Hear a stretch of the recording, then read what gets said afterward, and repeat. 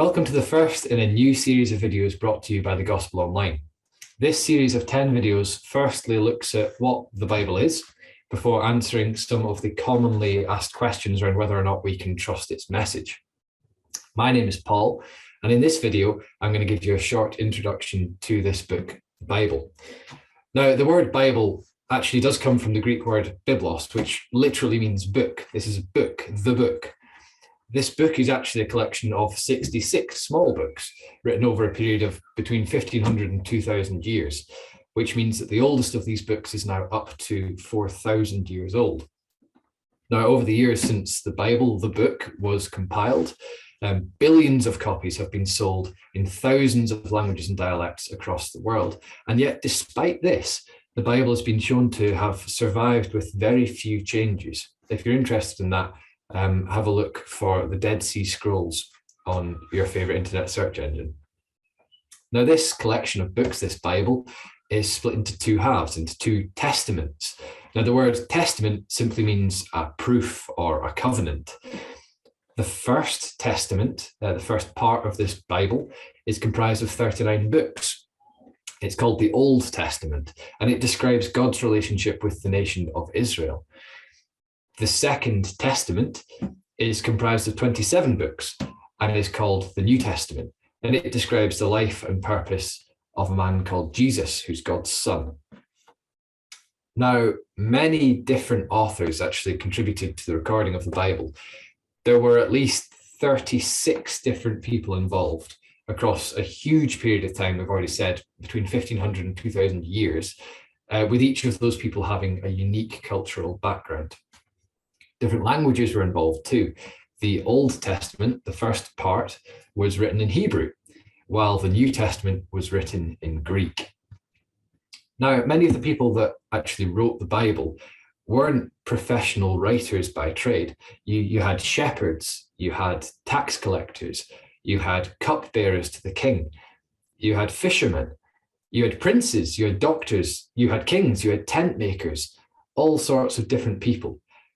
And yet, incredibly, the Bible as a whole presents an intricately woven quilt of consistent narrative. What I mean by that is it makes sense altogether. In a short letter in the New Testament written by a man called Paul, he was that tent maker, to a man called Timothy, the Bible claims all scripture is given by inspiration of God and is profitable for doctrine, for reproof, for correction, for instruction in righteousness, that the man of God may be complete, thoroughly equipped for every good work. Now, hold on. Surely that's a meaningless thing to say. How can we justify believing that a book is inspired by God? That means that God helped the writers in what they were writing. He guided them. How can we make that claim and then provide evidence from the book itself to back up that claim? That doesn't seem to make much sense. The fourth video in this series is actually going to be called Why I Believe the Bible is True. And that'll go into this in more depth. So please take a moment to subscribe to this channel and turn on notifications so you don't miss that video when it comes out. The key point that I'm trying to make here is that while the books of the Bible were physically written down by many different people, the book has a cohesive message because it has one author, and that is God. Helpfully, the book, the Bible, is arranged like a library with similar themes grouped together. It starts with 5 books, some people call these the Pentateuch, which detail how the world came to be, why God chose the nation of Israel, the law that he gave to the nation of Israel, and how they got to grips with that law while they took 40 years to complete a 2-week journey to Egypt, from Egypt to this promised land. The law is really quite interesting. It has many very prescriptive rules, which have since been found to have very practical underpinnings, although these may not have been appreciated or understood at the time. See Leviticus chapters 11 through to 15, where you can see guidance on hygiene and infectious disease control. The law also has elements of moral law, which underpin the laws of most societies today. Things like don't murder and don't steal. The story of the first 5 books of the Bible is showing the failure of Israel in keeping this law, and therefore breaking their half of a covenant with God. And that's a key theme of the Old Testament. It is actually one of the main reasons that there is an Old Testament and a New Testament. So after these first 5 books, there then follows 12 history books from Joshua through to Esther. Really good, interesting books to read. And these tell the stories of Israel's battles in trying to take the land that God had promised them. It documents both the successes and the failures of the nation, including details of their captivity at the hands of other nations. After the history section comes the poetry section. Psalms is a very big collection of poems, many of which were designed to be accompanied by music. So there were songs. It's like a hymn book inside the Bible. Ecclesiastes, another one of these poetry books, is a philosophical book. It considers the meaning of life. There's another poetry book called The Song of Solomon, and that's a soppy and often graphic play script all about love. After the poetry section comes the prophecy section. This is quite a big section, 17 books that look at short and long-term prophecy of the future of the nation of Israel and of God's plan for the world.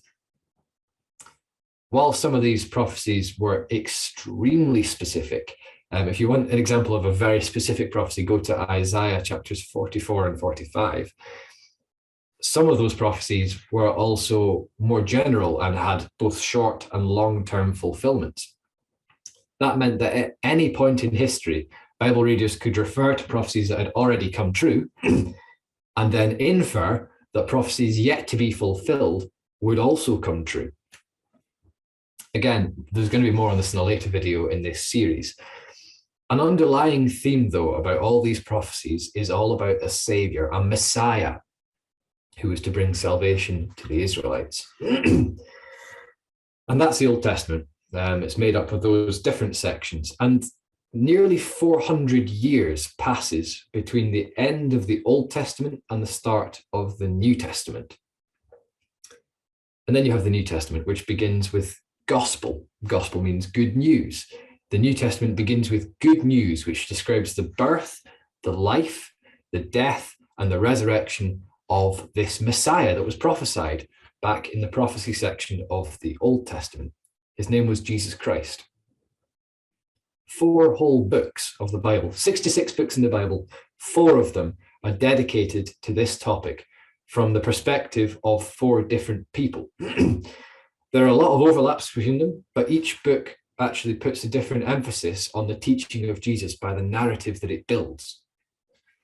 When you consider that 400 years passed without any inspired books being written, it just underlines the importance of the gospel narrative that less than 35 years of time, Jesus' lifetime, 4 books were written specifically about that, with a very large focus on 3 years in particular in that period of time.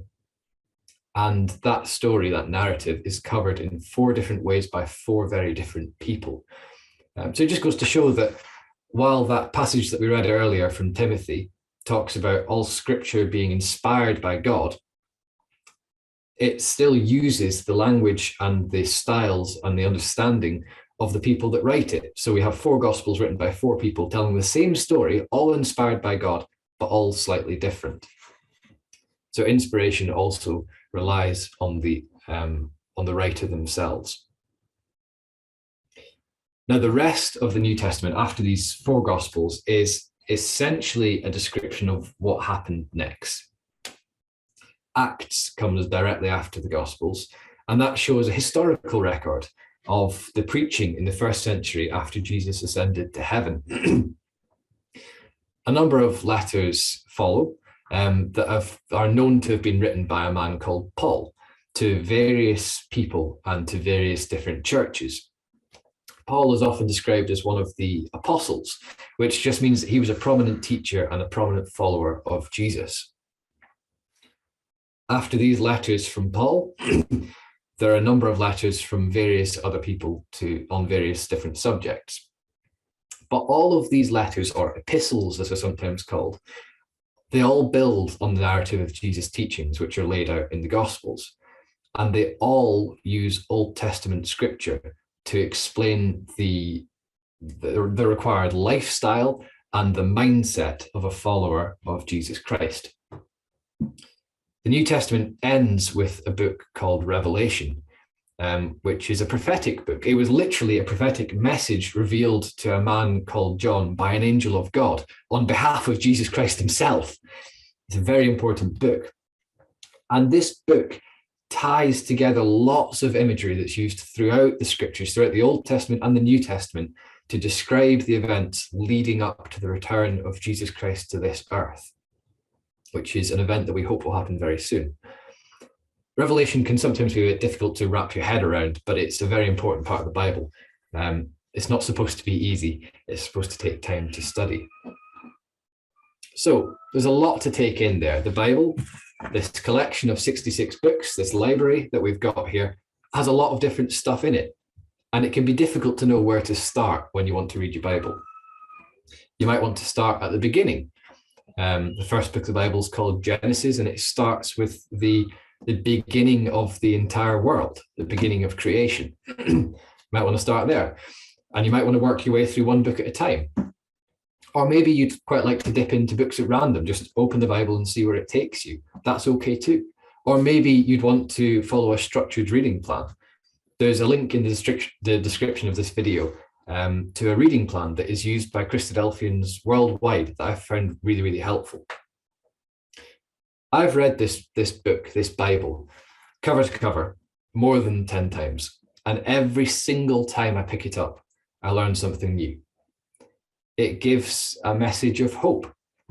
Hope that there is a God who created the world, made clear his expectations of his people, provided a way for us to be saved through Jesus, and is waiting to send Jesus back to this earth to set up a permanent kingdom forevermore, in which we can have eternal life if we choose to follow God now.